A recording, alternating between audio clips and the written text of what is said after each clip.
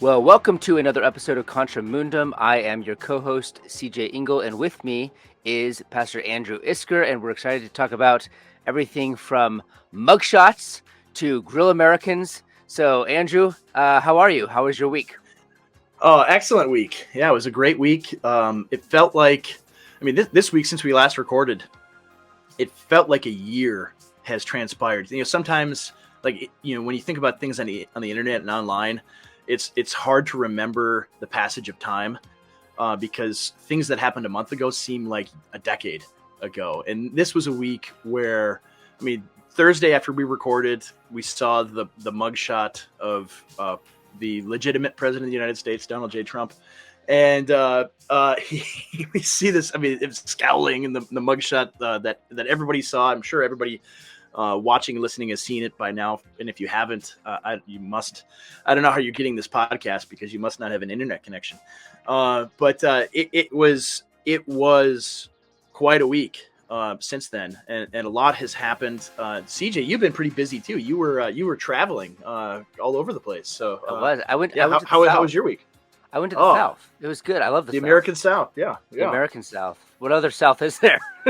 The only South there is. The only South we're talking about. That's right. But it was good. We went to a plantation, which was fun. And man, the tour guide on the where the slave quarters were was like super into like the 1619 stuff. And, of course, like what else are you gonna get? Like you're not allowed to be anything but that. Yeah. No. Yeah. But my mom was with us, and she's like an educator, and she just has this like she doesn't realize how insane things have gotten. So she was trying to ask serious questions, and like serious questions from someone who went to college in the 80s can be like really triggering for a 1619 aficionado, right? So this guy was just really upset with her questions, and she was like, asking questions about what happened to the slaves after they left this specific plantation, and he was just like, I cannot believe you asked that. Like, and she just has no category for understanding why that's wrong, like why that's like inappropriate, in today's like PC world. But he was like, they were released. They were met with the KKK, Jim Crow, and segregation. And she's like, all at once. Okay. Okay. So like they were slaughtered. like what's going on here? Like what happened to them? Yeah. It's like they were all lynched.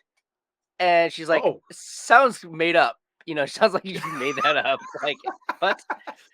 Like okay, but that brings us to our next topic. I mean, like she's not a grill American, but she does have that like, oh, it's 1980, like Reagan's still in the White House and like America's great and all this stuff. Like she just has no idea what's happened over the last 30 years. But that does bring up one of our topics too. Like, what's it going to take to radicalize just the standard run of the mill BoomerCon, The BoomerCon and the grill. I mean, you had a tweet this week, simply asking, can the grill Americans be radicalized? And I would lump. I'd lump the two together. I mean, when we talk about grill Americans, it's kind of your middle class and even working class. The term that the online terms, maybe the chuds. The people who, they work their job. They've got a family. They enjoy going out on their boat. They like to watch NFL football and just grill. I mean, it's the meme. Wow, that's crazy. Catch the game last night, and it's the guy standing in front of his grill, and part of it is like, okay, not everybody is going to be a big political nerd and obsessed with everything going on. Most people just simply live their lives and don't make too much fuss about anything. And so that's the bulk of the country, where it's not like they don't have any political views or thoughts on these things. They simply, it's not the biggest priority in their lives. right? They're much more concerned with, the NFL season is starting. I got to get my fantasy football team drafted, and I've got to, check out, Dave Portnoy's latest pizza review, and just live my life and enjoy the material prosperity that we still have in these United States. And that's what people, that's how they live. And so the question of, can they be radicalized, is, of course they can, right? Of course they can be radicalized, but the question is, what is the thing that will do it? And I don't know. Like, I don't don't know. know if they can be radicalized. I think they can get really like ticked off. I think that you can like take their grill away from them. You can, take their ability to burn coal because of, emission standards or whatever. Like, you can take those things away and you can fluster them. But like, all they're going to want to do is return to the era of Bill Clinton. When life was good and we were at some economic high. I don't know. That's not radicalization. Can these people realize that we don't live in the free country, that the greatest nation on earth is actually in a state of revolution against their very livelihood, and that has been since World War II, perhaps sooner? So like I don't know. I don't know if they even have like the mental category to undergo a radicalization. Yeah, I mean, so it takes me back to 2020 and all of the things that are occurring. You have the lockdowns, and I mean, the thing to me, the most obvious sign that, all right, things are like this whole thing. I mean, early on, all of the COVID stuff and all of that, like initially I like bought into it, because from January and February of 2020, the media is saying, if you're worried about this virus that's coming from China, you're probably a racist, and so don't worry about it. It's no big deal. I mean, you had like New York, there was the whatever Chinese festival, Chinese New Year or whatever, and all of the people are saying, go down there and go hug a Chinese person. If you don't go down there, you're a racist. If you're worried about this virus, you're a racist. So immediately, like, the alarm bells are going off in my head, because they lie to us about everything. And I'm like, oh man, this is going to be really bad. This is going to be really, really bad. We're all going to die. And after, the lockdown, where it's like, oh, we'll shut everything down for 2 weeks. And after the 2 weeks passed, it was like, oh, they turned on a dime. And now they're in like almost like war mode, where it's clear things are not going back to normal. They're going to be on this. They're going to use this and employ this to, affect the outcome of the election, right? And so it became obvious, like, this was not real. But like the biggest tell that this was not real, this was all fake, is when the NFL said, yeah, we're still going to have a season, right? We're just, even if we don't play with fans, we're still going to find a way to have an NFL season. And in my mind, it's like, because, they canceled like the NCAA men's basketball tournament. They just didn't even have one in 2020, in March of 2020. But when they said, nope, the NFL's still going to play, I'm like, okay, the circuses are still on, right? So the bread is still coming, and the circuses are still going to happen. And so I knew, all right, this they're just using this to manipulate the country. And that's the reason why, because you have to have the bread and circuses. I mean, it's kind of almost a pedantic point at this point. But these are the things that they use to pacify the people. And so it's like, all right, if the conditions are so bad that the Grill American can't have NFL anymore, that maybe would be the thing that radicalizes them, right? That might be it. But it's got to get really bad for that to happen, right? Yeah. I mean, I look at it. I mean, it almost takes me back to our libertarian days, where everyone's really concerned about financial crisis and things like that. But at the end of the day, I think it's true that, I mean, what are the unfunded mandates of Social Security and Medicare and all of that? And when's it supposed to go bust? It keeps getting closer and closer. They keep revising it, where it's probably sometime before 2030 when Social Security is broke. And then what happens, right? How much? I mean, we already have a massive amount of inflation, because because of the events of 2020. I mean, my grocery bill is now double what it was, at least, Mhm. from where it was in 2020. And I'm sure yours is too, and everyone listening is noticeable. And so what happens when they have to just print money to cover the cost of Social Security and welfare and everything else? You Yeah. know, what happens to the country then? I mean, maybe that's the thing that radical. I really think that is probably it. Like the bill comes due eventually, and the material prosperity that we enjoy is illusory. It's not going to be here forever. So in 5 years, when it all goes bust, eh, what's going to happen? You know what? I mean, what do you think, CJ? No, I do think that if anything can really spark their, frustration in a profound way, it's going to be something economic. I mean, these Yeah. people aren't going to fight for like their religion really in a meaningful No. way. They're not going to fight for their culture. They're not going to fight for their education, their books, their symbols, their statues, their cultural memories. Like most people Mm-hmm. yawn when Robert E. Lee statues get torn down, you know? Mm-hmm. But Yeah. I do think that like the inability to consume at the same level as their own parents, like that begins to, Mm-hmm. I think, really just dig deep at the grill American. So could be Yeah. sports, but yeah, I mean, my own parents' generation, they're noticing it. Like we don't have enough to actually survive retirement. Like they're beginning to Yeah. notice that. And it's a very Yeah. fragile situation. Like it's a house of cards. Anything happens, and they realize that they worked their whole life, and the rich men of Richmond are basically have everything and they have nothing. That Yeah. radicalizes them. So Yeah. Yeah. I mean, I think that's part of it when you go back to like you break it down generationally.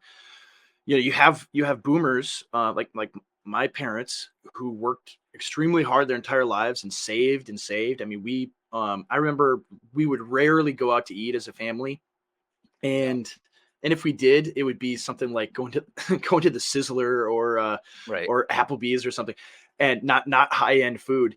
And we would never, we get there and we'd never get pop or whatever you call it in California.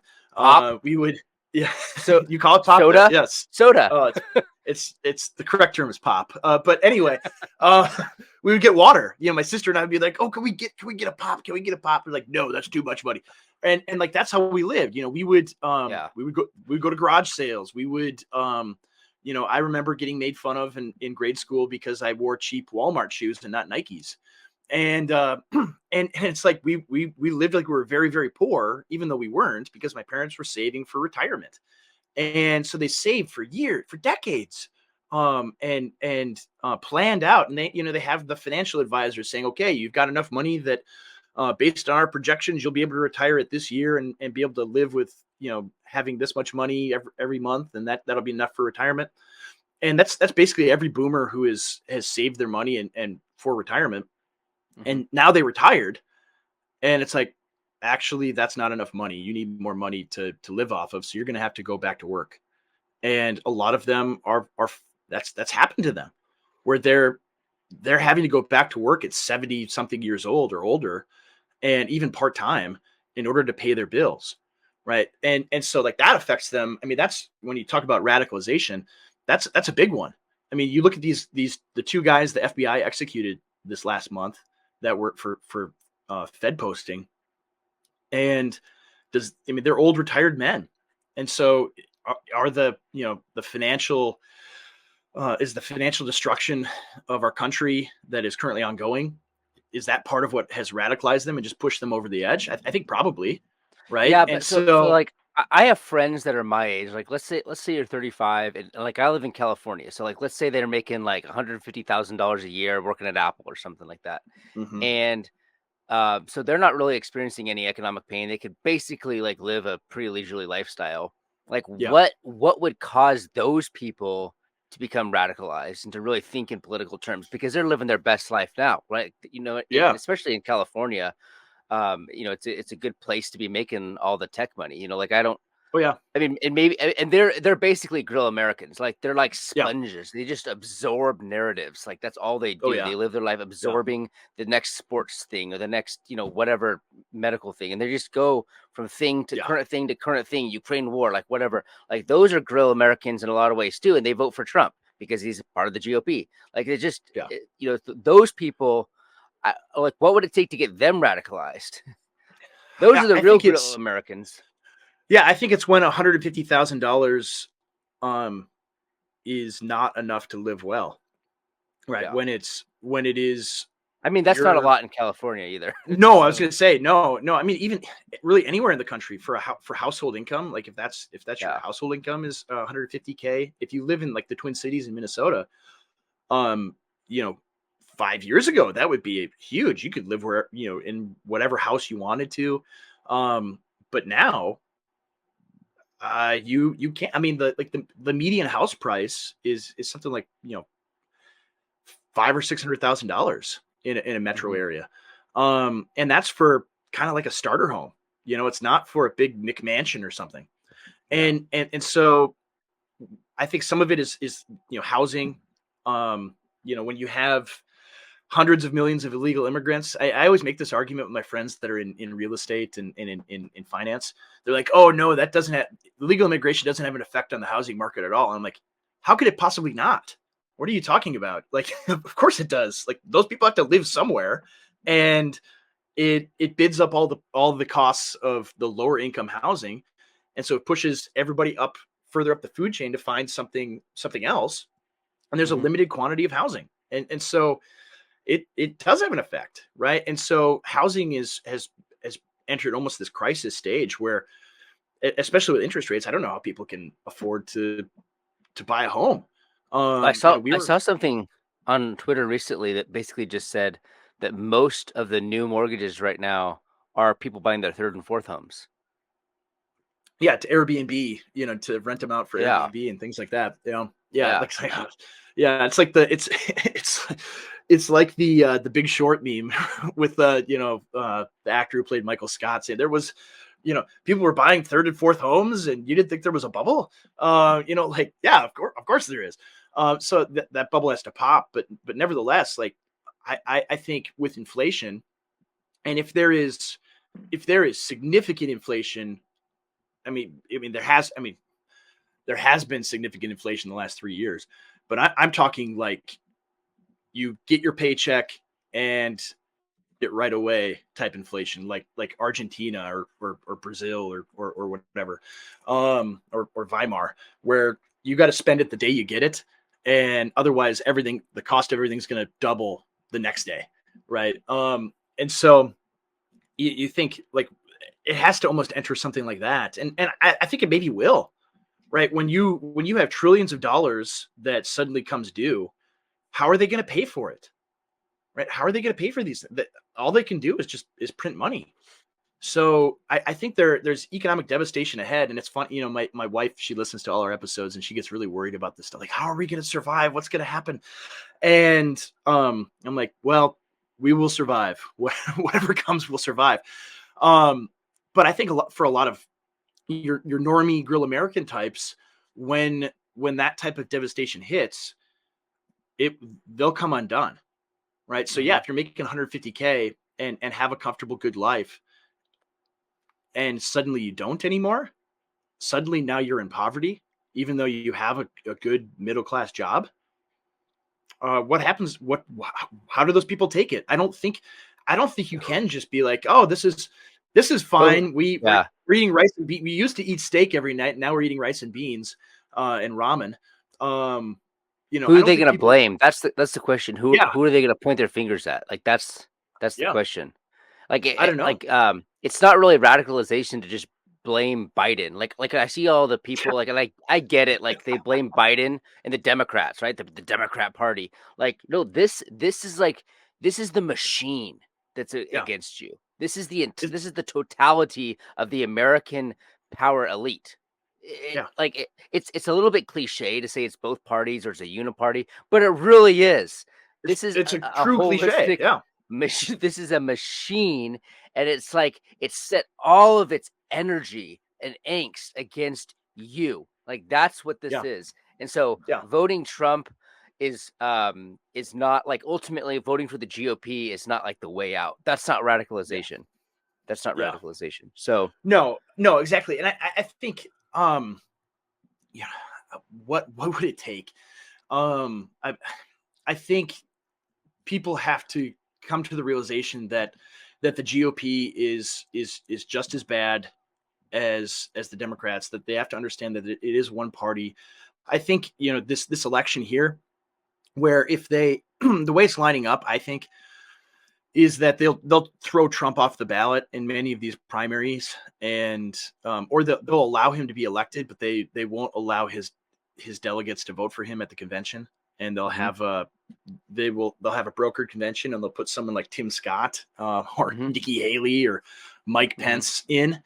And that, I think, would be a step toward the radicalization of many of these people, because they'll see they just voted for Trump. The government, the regime is going to put him away in prison for the rest of his life, and they have nobody, right? They just have the GOP went right back to the way it always was, and I think that will serve that purpose, very well.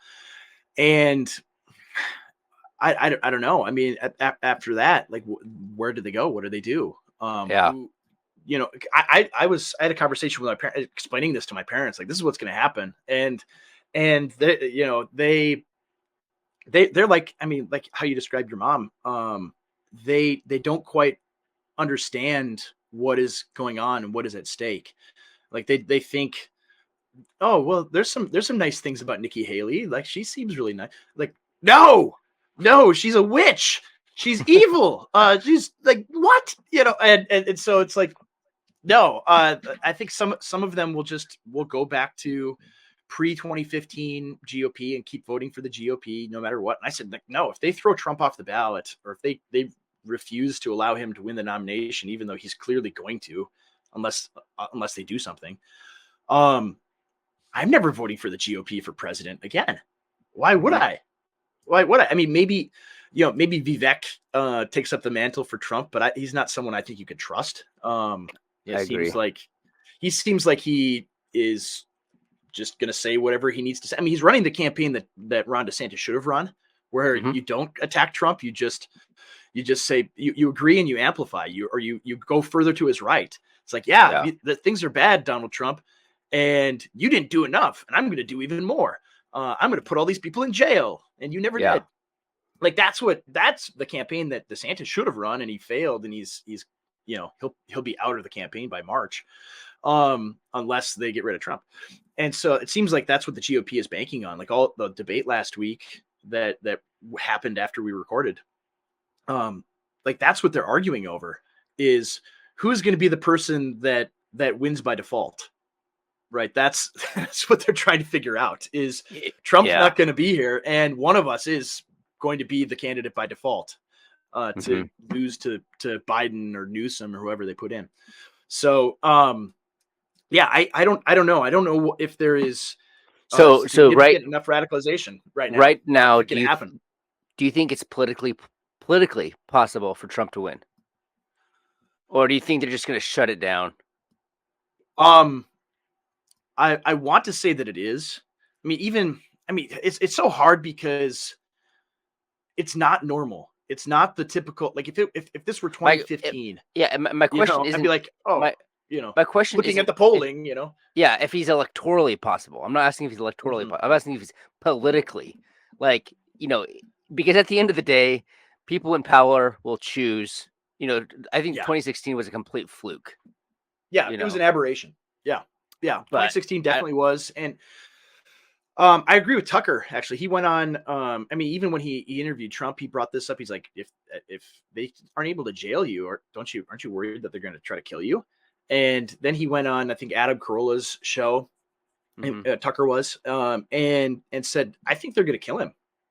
I think if it comes to that, they will have to kill him, because like you said, electorally, things are bad. People know that things are bad at this point in 2019. Trump versus Biden, the polling was neck and neck, right? They were within 1% of each other, and right now Trump has a 10-point lead on Biden, right? And so all that whole calculus could change if they put in Newsom or something, but just looking at your typical pretending that the system is real, polling data and basing it on that is I mean, one is foolhardy, but just looking at it like electorally, like if it was just a straight up election and there wasn't any of the fortification, oh, he would win. He would win by a lot, actually, I think. Yeah. And I think that's part of the reason why they're doing what they're doing. They know that they are weak. They know that they're incredibly unpopular. And will they be able to do all the fortification that they did last time? Maybe, maybe not. I think they're going to try to do the lockdowns again. It seems like it's going that way. I mean, sure, where you are. I mean, I noticed this. Yesterday I was in the Twin Cities, and I saw way more people in masks than I have in a long time. What's going on with that? Is the narrative out? I haven't even seen anything. Yeah. Is the narrative out there you've been again? Offline. Yeah, well, but like it is. Yeah, it is. The like Canadian CNN variant. Yeah, they're pushing it. Okay, they're pushing it. Jeez, that's crazy. They're pushing it, and so I think you push the narrative, and then when flu season comes in the winter, people are all going to go get tested again, and you're going to get all of the false positives you got the last time around. Mm-hmm. And so they're going to get the data that they need to justify lockdowns, and they'll go ahead and do that. And they'll create the conditions that they had in 2020 again this year, and be able to do all the fortification they did in 2020. I mean, it's pretty obvious, the playbook at this point. And people are like, oh, they're not going to do that again. No way. No. And it's like, why wouldn't they? Yeah. Right. Why wouldn't they do it? Of course they're going to do it again. But especially if you incentivize, if you incentivize getting tested and testing positive and getting 2 free weeks off, right? People are going to, you get the sniffles and you're going to go and have them jam the thing in your nose again.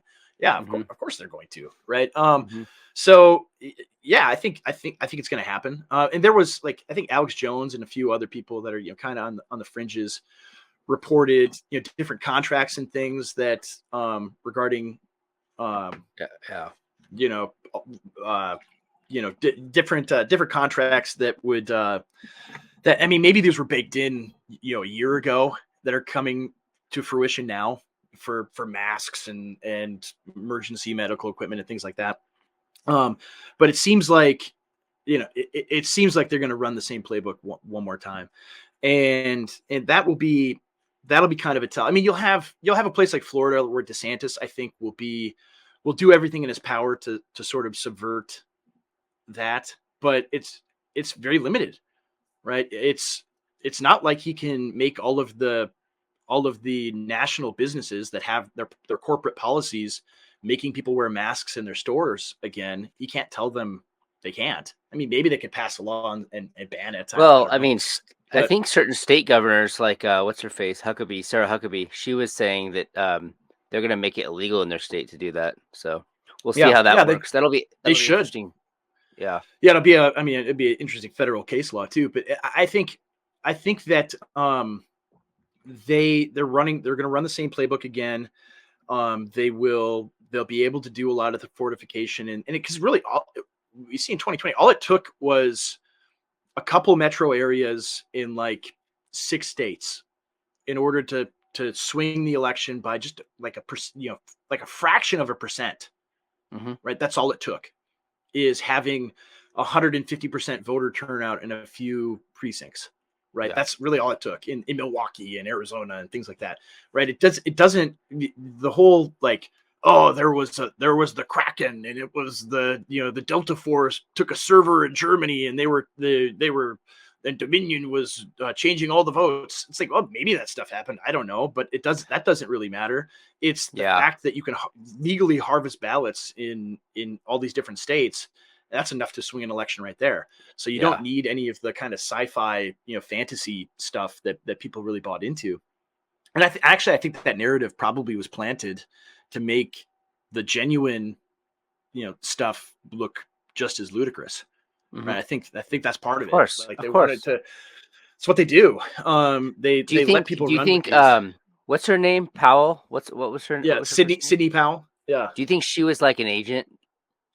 I don't know. She was charged in Fulton County with Trump. Yeah, but do you think anything's going to come out of that? Well, yeah, maybe she testified. I don't know. I mean, part of That's the charges of all these lesser people is they want to roll these people for right. they testify against Trump, Mm-hmm. right? So they want like Jenna Ellis and Sidney Powell and Mark Meadows and all of these people who have to pay hundreds of thousands of dollars in legal fees. So they'll say, well, we'll drop the charges if you agree to testify. Yeah. And that's the game that they play with this stuff. And Yeah. so if she does, then it's like, okay, yep, she was. Yeah. So Like I don't know. she brought out so much of a distraction. Like her Oh, I entire know. thing. It was And weird. It was Lynn weird. Wood Like and yeah. yeah, Lynn Wood, like thinking back, it's like it was a really weird moment in political history. Like you just get this Yeah. weird feeling that the whole thing was fake. You Yeah, know? you Like definitely it do. was And what it did is it distracted a lot of the Q boomers. It distracted them and instead of focusing on why weren't people allowed to watch the ballots be counted? Why wasn't there signature verification in these states? Right? All of these votes should have been thrown out if you can't verify them. Why didn't that happen? Why were I mean, just like the simple thing that when I make the argument about the 2020 election is, I mean, some of it, maybe it's naive because yeah, I understand we don't have a constitution anymore. We don't have rule of law. Like I get all of that, but the United States Constitution is very clear that the state legislators are the only ones that can set the dates and times of elections. They're the only ones that can set election law. And in all of these states, in Arizona, in Michigan, Pennsylvania, in my state, Minnesota, the Democrat state secretaries of state were granted carte blanche to change the election law. They were able to say, yep, we're going to have 3 months and we're going to do anybody can get an absentee ballot and we'll mail them out to you. And oops, we mailed out a few 100,000 without anybody asking. Oops. And that's what they did. It's totally illegal, totally unconstitutional. And there wasn't a single federal court that took up the case just on that point alone, where it's a clear violation of the Constitution because they know they don't actually have any power, right? That's the thing. It's like the courts, judicial review and all of that. It's just a fig leaf. And you see this with Biden, the Biden administration and the student loan stuff, where the courts have ruled you can't do this. And he's like, I don't care. I'm going to do it anyway. You don't have, you and what army? It's like Pompeius Magnus saying, don't quote laws to men with swords, right? yeah. That's what they're doing. And so the fatal conceit is the Supreme Court has always known this. I mean, even in the Bush v. Gore case, everyone thinks the Supreme Court decided that election, and they didn't. The same day they ruled on it, the state of Florida voted. The Florida legislature voted to give their electoral votes to George W. Bush, and then the Supreme Court ruled to make it. Yeah. It's like it was this post hoc justification, like to give them a fig leaf of actual power and authority, right? They didn't want to do it until somebody else did. And it's the same thing here, right? They know that their grasp of power is very tenuous. And so people are like, oh, well, if Trump gets convicted in these federal courts, the Supreme Court is going to save him. And it's like, no, they won't, because you've got the Democrats and the Biden administration, who, if they did something like that, if they did something quite radical, like overturn Trump's convictions, immediately there would be more Ketanji Brown Jacksons planted and installed in the Supreme Court. There'd be 10 more of them put on the Supreme Court the next week. Right? That's what they would pack the court immediately. Right? That would be the Supreme Court's out of hand. We gotta rein it in, and we're gonna nominate more judges. Right? That's what they would do, and a bunch of Republicans in the Senate would go along with it. Right? That's what would happen. So no, I don't think there's a legal, that we could rely on the courts to save us. That's not going to happen. But that's what you see with the election is like, it was very clear. Like if you just focus clearly on the things that were just objectively wrong, it wasn't a legitimate thing. It was, they violated the law, clearly violated the law in all these cases. And so you have all the other stuff going on. Oh, we got Dominion, and they're doing all the, and then the Delta Force rope it into the server in Germany. And it's like, all of that was made to look, the stuff I just said, look ludicrous, right? Mhm. That's the whole point of it. And that's the CIA invented the term conspiracy theory, right? They invented the term because they want to plant misinformation out there. So yeah, was Sidney Powell part of this, or Lynn Wood, maybe, I don't know, or an unwitting dupe too. That could be as well. You know, I don't know. Yeah. Maybe she was fed a bunch of fake information that looks legitimate from That's intelligence probable. sources, Lynn Wood and seems more sketch than she does. yeah, she seems legit. He seems like an She seems operator, like a true you know? she seems like a true believer. Like she believes what Yeah. she's saying. Yeah. Yeah. I don't know So about maybe him she though. got some secret classified documents from the CIA that said Right, this is what right. happened, and it was all fake, and Yeah. she runs with it, right? I think that's Yeah. probably the most likely scenario. I agree. So yeah. Anyway, By the way, speaking of Grill Americans, and we're gonna get into the ADL and Twitter and stuff, but I just saw this yeah. tweet from what's Linda Yasarino, whatever her name is, the Oh, new CEO. Yacarino. She's Yeah. like, sports is now the #1 topic on X, generating 85,000 impressions of content every second. Yeah, Yeah. okay, that's what they want. They want sports to be the Yeah. number What a one trending crossover, topic. right? What a crossover from It's topics here. You know, it's yeah, like, it's yeah. Oh, like she you says want this sports, huh? in her Mitt Romney voice. Like, we're a huge fan of sports ball over here. Yeah. We spend a Yeah. lot of time watching sport. Yeah, please watch more sport. We would like that. Do not talk about politics. Do not talk about your population being demographically replaced.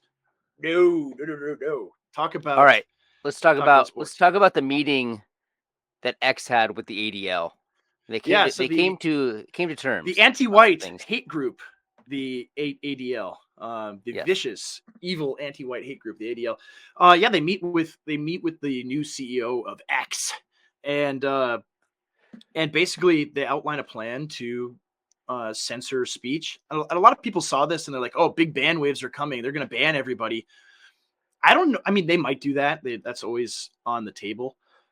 I think what they'll do is they'll continue. They'll continue to shadow ban people. They'll continue to stifle them, and use use AI and use algorithms to make it so nobody sees what you say. I mean, you see this with Musk when he says, freedom of speech doesn't mean freedom of reach.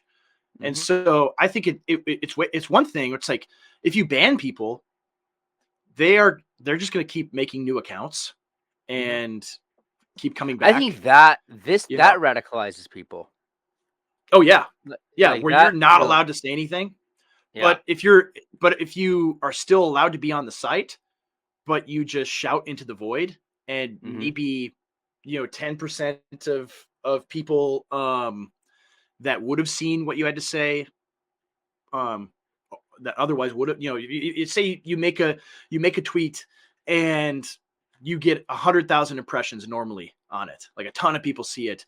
Instead, they'll make it so that you're limited at 10,000 or whatever, some arbitrary number, and it's only the people that are already radicalized like you are, right? Only the people that already agree with you anyway. It's not any other new audience that sees your stuff. Like that's what they want.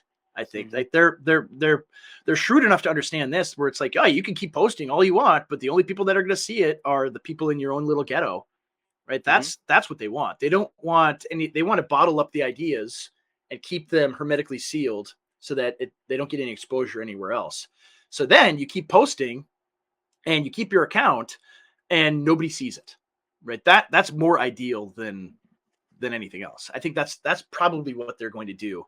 And I think really what they are doing. Like, I've noticed on Twitter that I don't, my impressions and everything else are way down. A lot of friends have said the same thing, that fewer people are seeing stuff. I mean, maybe my posts are just not very good. But lately, maybe I've lowered my quality and I got to kick it up a notch.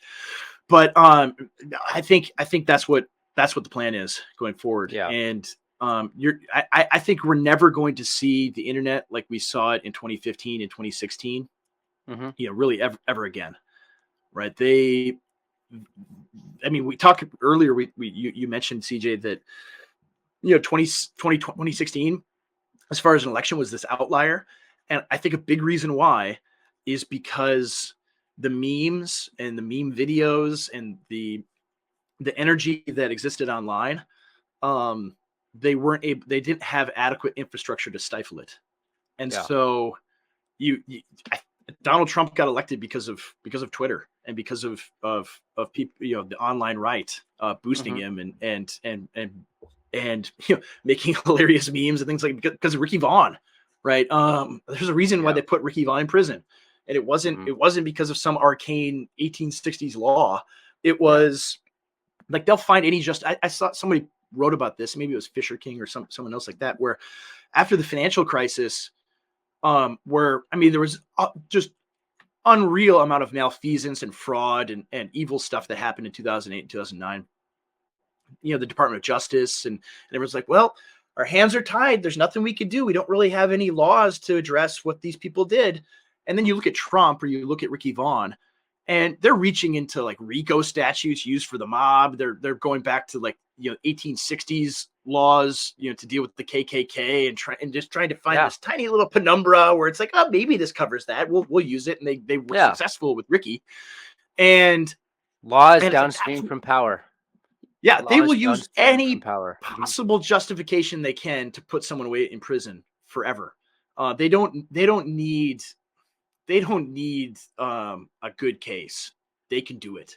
And the contrary is true as well, right? If they don't want someone to go to prison, they can make sure they don't, right? Like you said, laws downstream for power. And this idea, this very post-war consensus American idea that, oh, we just have rule of law and the law applies to everyone equally. And what a great system we have. Isn't it so nice? Like, that is a fiction. It doesn't exist. Yeah. We don't have that.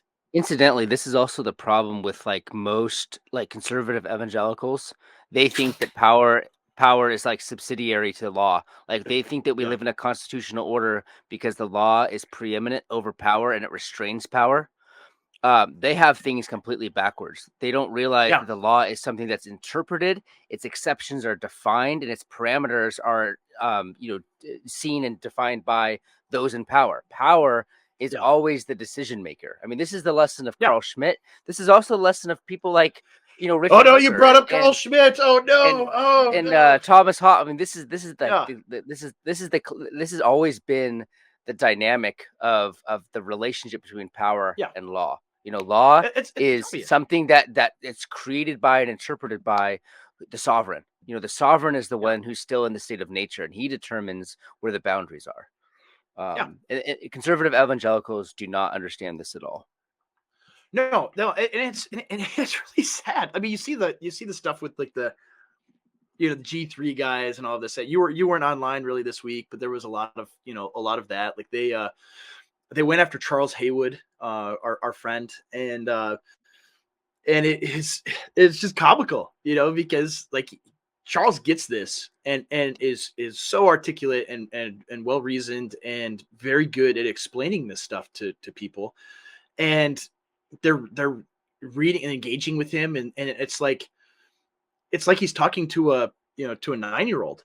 They just are like, what do you mean power? It seems like you're obsessed with power. And it's like, dude, they put a guy in prison for 10 years for memes. They're trying to put the president of the United States in prison right now. Like, what do you mean they have all the power and they're going to destroy us. One of those guys responded to one of my tweets by saying, look, stop using the word regime. Regime is not something that democracies use. I'm like, man, you are living in a completely different world than I am. My goodness. Regime is something that's relegated to, South American dictators, not American democracy. American democracy doesn't use regime. The government represents us. The government represents we the people. It's like, dude, you are living in 1970s. What is going on? Go back to 7th grade civics, buddy. Come on. That's not the world we live in anymore. How do you and some of these people, they're going to go, I mean, it'll be right up until the moment the FBI comes to their door to take them away to the gulag that they'll be like, but our democracy, what I just read through my pocket constitution and this is not allowed. I remember exactly. I remember in the 70s and 80s, what was his name? Robert Higgs, the libertarian scholar. He had his thesis about why capital investment in America was down, and he used the phrase regime uncertainty. because Yeah. things were sort of like heated and chaotic, and capitalists didn't want to invest in And people don't long-term know. Yeah. growth. Yeah. And in Paul Krugman's entire response to his thesis was, well, we live in a democracy, so there's no regime uncertainty. That's a mismatched phrase. And it's just like, that's the same mentality that Yeah. like most conservative like boomer cons have. It's like, well, a Yeah. regime They is a agree with Paul foreign Krugman. phrase to our system. Yeah. Yeah. I mean, that's the extent of And their that's the thing. They analysis. do agree with Paul Krugman. Like they They do. have the same first principles as him. That we have this constitutional democracy and it's still really good. Like that's the thing. And it's hilarious because you have these people, they'll attack us. You're idolizing power. You're making power an idol. And it's like, you talk about the US Constitution that way. Right. And you treat the United States Constitution like it's sacrosanct and it's inviolable, and you can't criticize it. You can't say like, well, maybe we'll have to do things outside the Constitution at some point. No, Well, we yeah, can't do that. that's another important point too. I think it was James White who was like, "We live in a post-constitutional order," Yeah. and someone said, "Well, then we need post-constitutional remedies."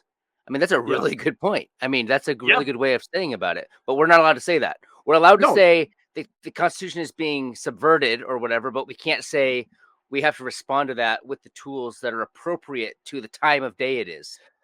I know. It's like it's so comical, but I think a lot of it is people will refuse to admit reality so long. I mean, it goes back to the Grill American question, Mm-hmm. right? They'll refuse to admit reality as so long as they physically materially can, right? So everything can be burning down around them, and they'll say this is fine as long as they can, right? They Mm-hmm. will refuse because it brings them a lot of comfort to think, oh, we have this constitutional democracy, and things will go back to normal once they get rid of Trump, right? That's kind of the standard Grill American. I mean, maybe not the Grill American. I mean, we're collapsing a lot of things into each other, but the standard kind of normie opinion is, oh, this was all just because of Trump, right? Mm-hmm. If they get rid of Trump, things will go back to normal.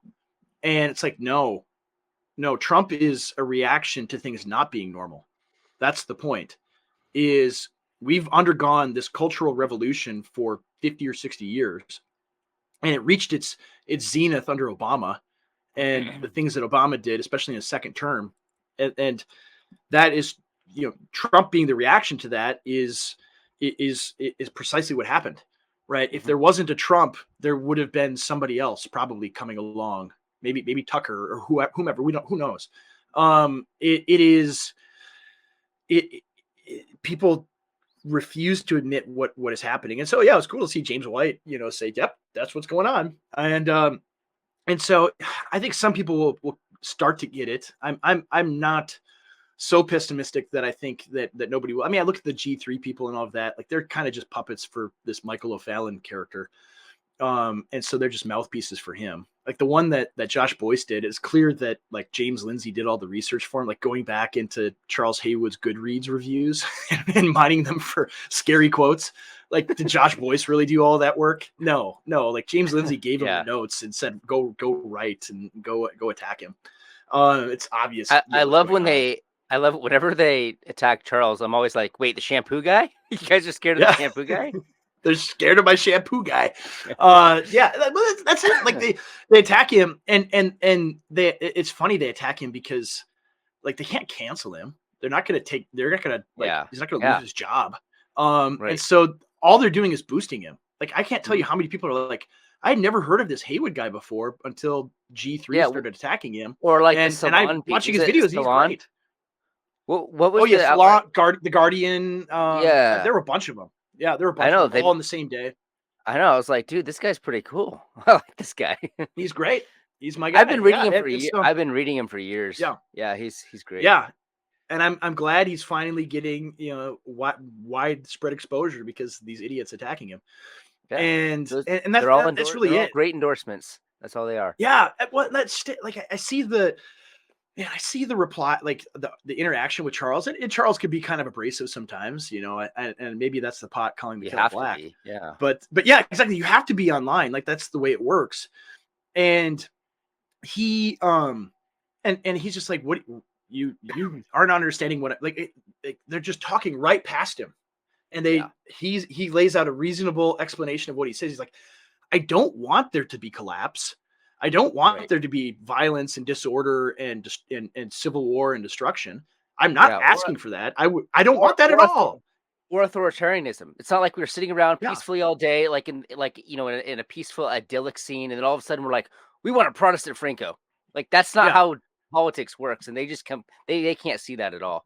But that's what it is like they think it's 1980 and we have, this Reaganite America. You're like Mike Pence talks about in the Republican debate last week. It's like, oh, we need a government as good as its people. And then Vivek is like, what are you talking about? It's not morning Yeah. in America. It's bad out there. Yeah. What on earth? It is so bad. And you're acting like, oh, we just need to rearrange the deck chairs in the Titanic and it'll be good. And that's the way these people think, is that we have this peaceful constitutional republic. It's a well-ordered society. Things are fine. There's a few things that are bad. Yeah, the drag queen story hour is not good, but we could just make a quick little legal fix, and that'll deal with those problems. We'll deal with it within the constitutional framework, and things will go back to normal. And then you have our friend Josh Abatoy saying we need a Protestant Franco, and they're like, what? No, that's insane. That's totally radical and crazy, because they cannot conceptualize what is actually occurring. Exactly. They have no idea. They think it's 1980. They think it's 1990. They don't know the time of day, and so they see this stuff and they don't recognize what's happening. It's I mean, it would be comical if it wasn't so sad. Really. What is the phrase? Was it Lenin who's just basically said that you can't convince people to change their ideology when their paycheck depends on their ideology. I think it's Mark Twain, maybe. I mean, it's no, it wasn't Mark Twain. Phrase. No, yeah, no. I mean, it's you can't. It's impossible to convince someone of something when their paycheck relies on them not getting it. Not getting it, right? Yeah. Is like the Twain. I think it's Twain. I mean, somebody in the comments can correct us who where the quote is actually derived from, but that's true. Like they're paid to not get it. They're not going to get it until they get paid by somebody else. They're paid to reinforce and bolster the narrative. That's what they're paid to do. Yeah, and that brings us to another. We're just going through CJ's greatest hits this week online. But another tweet, and it plays right into it, is, CJ said, Christianity in the West has been thoroughly and systematically longhoused. It functions to psychologically reinforce the most basic instincts of the regime's preferred and model citizen. Christians have been subverted at a hegemonic level, and they have no clue. And so I don't know if you're thinking of the G3 people when you wrote that. Maybe you were, but it goes well beyond them. It isn't like we just want to pick on them. So what do you mean by that?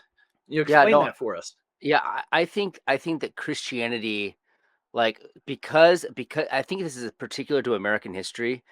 I think the regime it postures itself in the rhetoric and phraseology of our Christian past, and the Christian masses in America haven't recognized that revolution, and so they're starting to see their religion as basically supportive of whatever goes on in America, whatever goes on. And so they've been completely domesticated.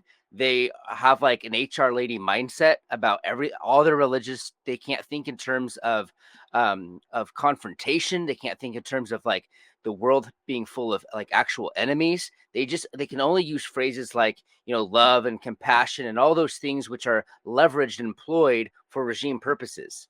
Right. So all aspects of Christianity at a mass level is basically supportive of letting the regime do what it needs to do. That's kind of what I see as Christianity's role. It has no willingness to stand up to it in a confrontational way, because that would require masculinity. That would require a degree of vitalism, a degree of courage that Christians have been completely emptied of in the West.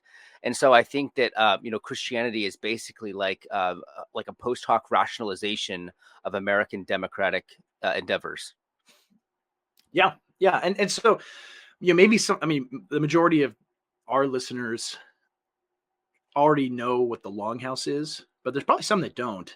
So, when you use the phrase Longhoused, right, what does that mean? Let's back up just a little bit. What is the Longhouse?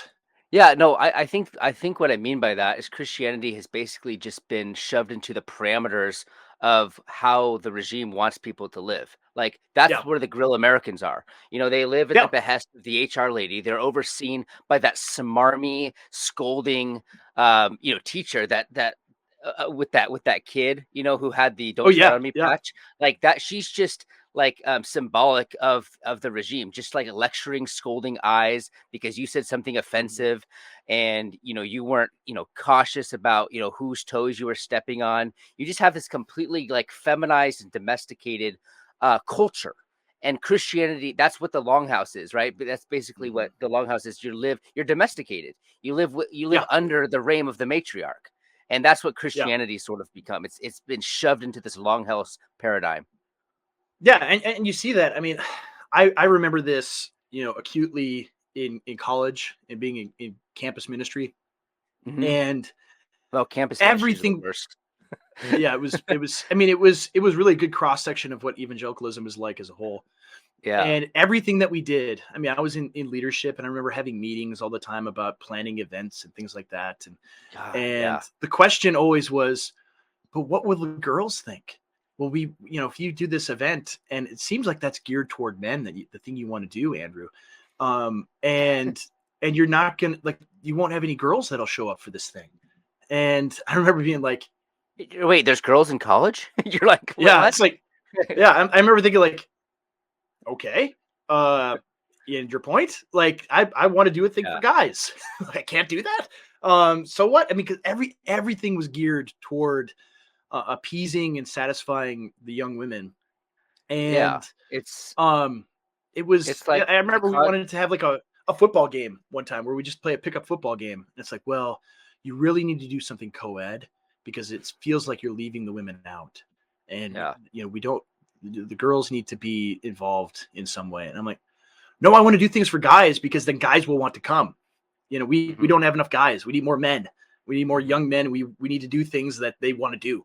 No, we can't do that. That's kind of sexist to do that. And it's like, and that was, and I saw that, like, that's, and everywhere else, really, virtually everywhere else.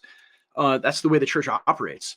And Hmm. you see, the average pastor, right? He knows he can't preach on certain topics because it will upset the women in the Hmm. congregation, right? If he instinctively, he doesn't even have to think about it, right? That's part of it too. It's not even like a conscious thing at this point, where they just know there are roads you can't go down, there are things you cannot talk about because this will upset the women.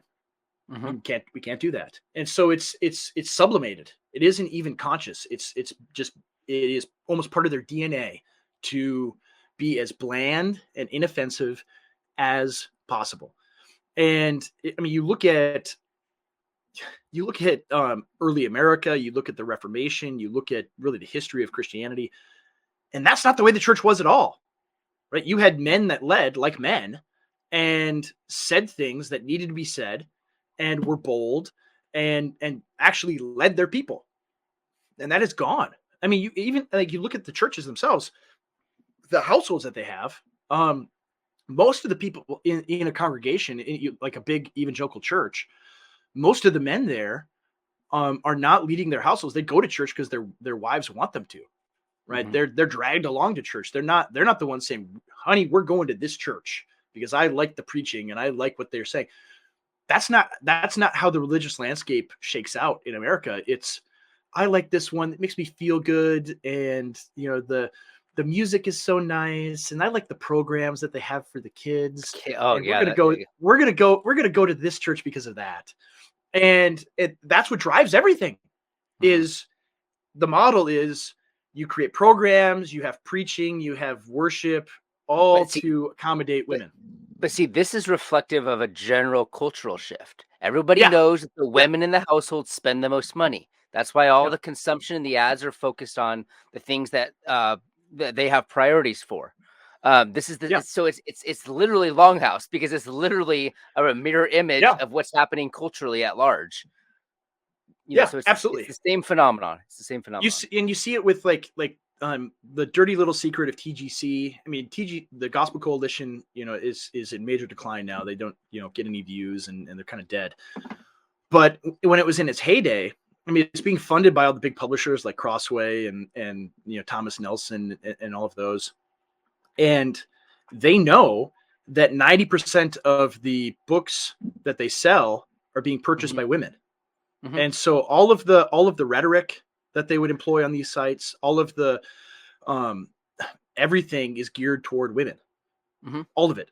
That was that at the very base because they're trying to sell books, and that's how you do it. Is you market everything to the women to make them feel good and feel happy and fulfilled, and you're never are going to use strong language, right? Not even like curse words, but like just direct rhetorical statements. You're never going to do that, and it's that's the reason why is because the society is totally feminized, and it is at the whims and behest of women.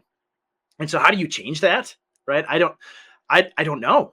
I don't know. That's the question. I mean, I think some of it is. I mean, I'm not a populist or a bottom up. I don't believe in democracy. I don't think you could just change it from the bottom up and have this kind of grassroots campaign to change it.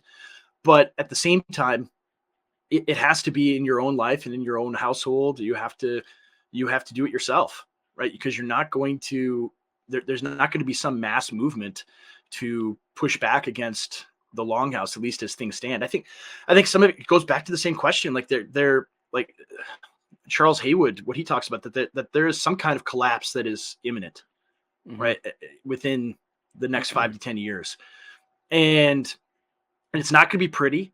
It's going to be really bad, and like the Longhouse won't be able to sustain itself for much Hmm. longer. I think like you're going to enter a world that's very dangerous and very scary, and a world where the natural order, you know, violently resets itself, where it's going to be violent, cruel men that take things over and run things, and you will need men to be able to survive what comes down in the future. And that's what I think is going to happen. Like I don't think there's some natural process or organic process to be able to undo the subversion, because it's top down. It is enforced. I mean, a lot of it is enforced by the civil rights regime. That's a big part of it. Like how did things get so longhoused? It's well, it's where did the HR lady come from? Right. That's not part of American life. 200 years ago, you didn't have, the Jamestown colony didn't bring over HR ladies to hector everyone and tell them they're being bad boys. Right. It came from somewhere. And it's because power enforced it on us. And so how does that go away? I don't Hmm. know. I don't know. What are your thoughts? How do you think it goes away? What do we do? Yeah, no, I think when the longhouse is set on fire just because of malfeasance, and you Mm, need the masculinity to return for survival purposes, that's when it heals itself. yeah. I think that they're just the longhouse is disordered, it's chaotic, and something's going to get out of control and burn it down. And then you're no longer protected by the walls of the domesticated asylum where you were born and raised, and you need someone to transcend that model and return to some sort of courageous vitality.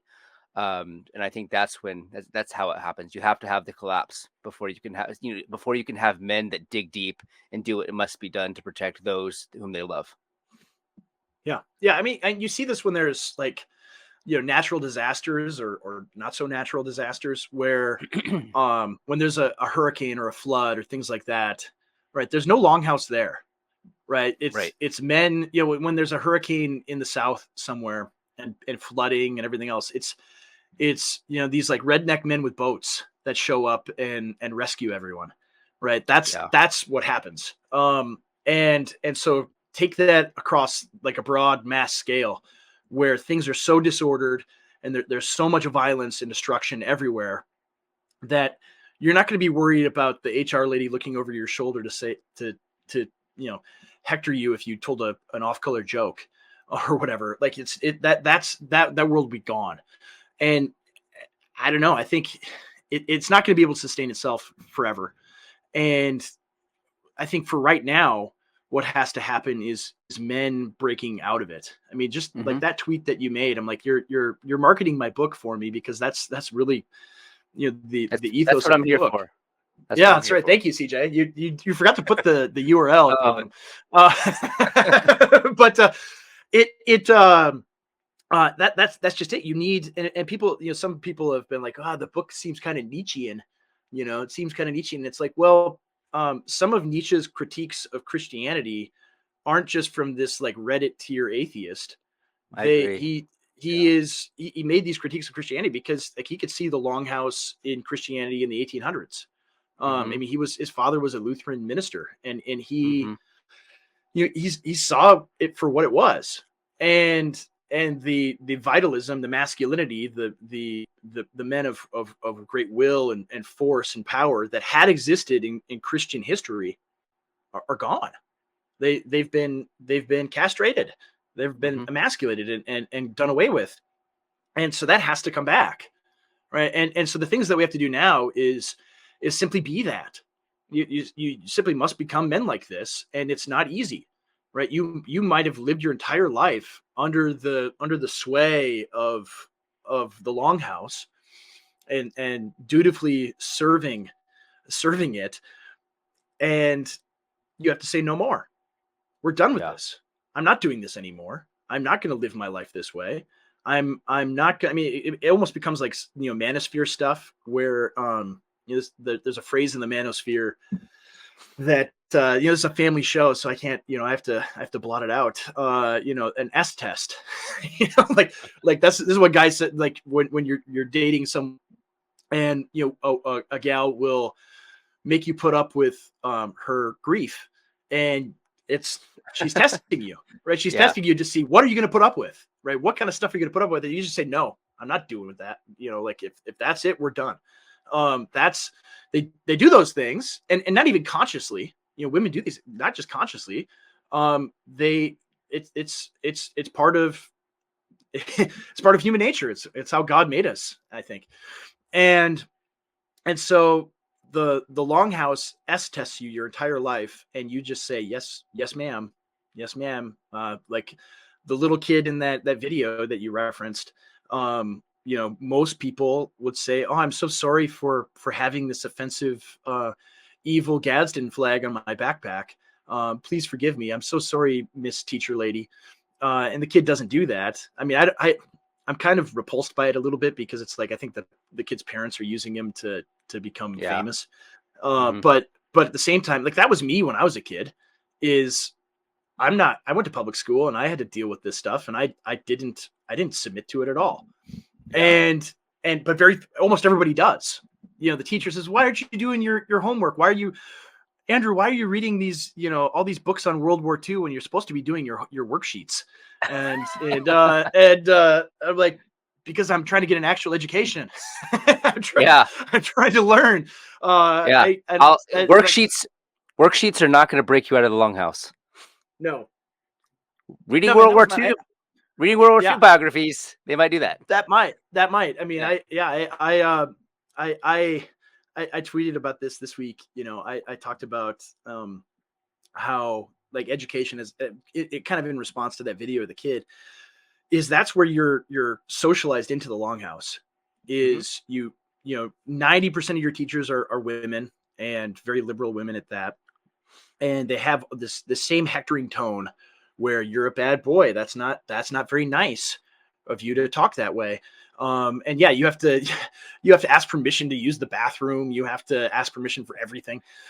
And for me, I love being. I didn't do it. Kids are homeschooled. It's me too. I just think about like my son. I just think about he just has to go to the bathroom. He just walks outside and just pees. Yeah, my son does too, and we're in town. But yeah, like it is. I remember even in high school, like constantly being told, my parents being told by my teachers, Andrew he'd have a 4.0. He gets A's on every single test. He gets 100% on every single test, but he doesn't turn any of his daily work in. He doesn't do any of the worksheets. Why doesn't he do? If he would just do the work, he would be the valedictorian. Yeah. And it's like, well, if I already mastered all of the material, why do I need to do this daily work? Right? Why do I need to fill in the worksheet and do the multiple choice thing and all this stuff? When it's like, I know it better than the teacher does. Right? Especially if it was like history. Like I was the obnoxious kid that would be actually, no, that's not the year that happened. That was 1863. And the, football coach would be like, oh yeah, okay. Yeah, whatever. I got to get back to game planning. And it's like, that was my life in school. And so I was the outlier that was deconditioned to the Longhouse when they were trying to condition me to. And I think probably most of the people listening to the show are like nodding along, like that was me too. That was me. Because it's so fake. They just give you this busy work. And a few people are like, no, kids need work. They need to be disciplined and work hard. You should have done your worksheets. And I'm like, all right, if it was like 1920 and I'm sitting there in Latin class and I have to conjugate sentences and do all this hard work, yeah, I needed that, right? I needed rigor and discipline and work that is purposeful. But what the Longhouse does, it's just, we're going to give you work that's pointless and meaningless, because that's the life that you are going to have in front of you. Is you're going to sit at your job and the HR lady is going to tell you need to get the TPS reports done, even though they don't matter. And you could be doing much more valuable stuff for your business. But no, you got to go through this pointless exercise in order to appease them. And like, that's the life that you're in, that everybody is in and stuck in.